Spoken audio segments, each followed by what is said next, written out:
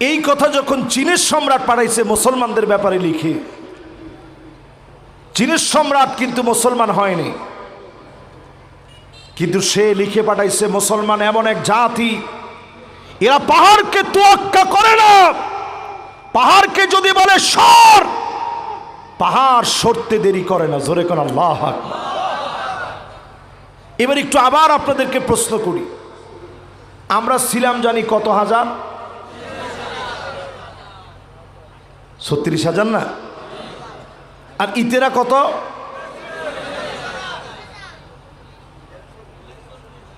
2,40,000।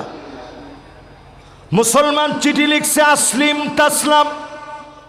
আপনাদেরকে লেখা দেখাই, এই চিঠিটা এখনো জর্ডানে আছে জাদুঘরের ভিতরে, আমি নিজের চোখে দেখছি। আহা হায়রে, আমরা কেমন মুসলমান হইলাম। দেখেন মুসলমান কি লিখছে।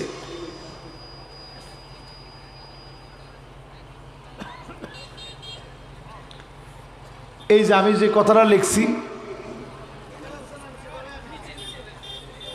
দেখেন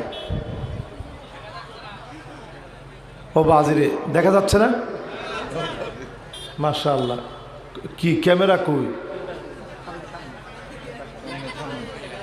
ওর সামনে ক্যামেরা। আচ্ছা, ক্যামেরাতে আসলে তো সুন্দর হইতো। আচ্ছা ঠিক আছে, ইনশাল্লাহ সামনের আজকে যদ্দূর দেখাইতে পারলাম।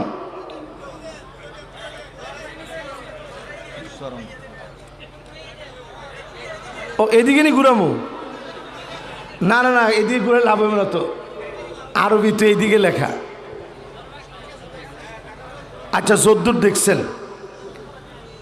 মুসলমানরা ছোট্ট একটা চিঠি লিখছে, আসলিম তাসলাম, ইসলাম গ্রহণ করো শান্তি পাবা। জোরে কোন আল্লাহু আকবার। এটা কি খুব বড় চিঠি না ছোট চিঠি?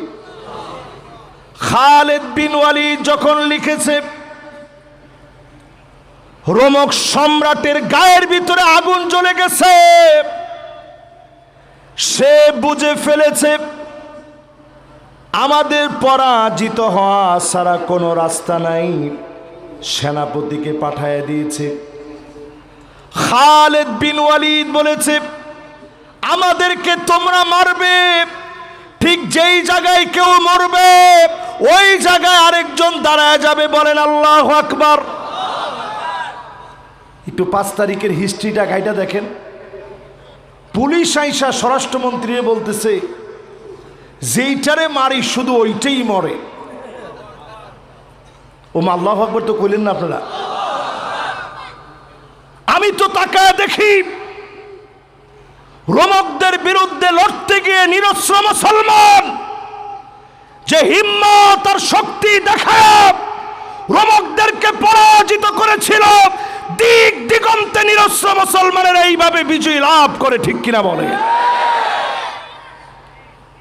ঠিক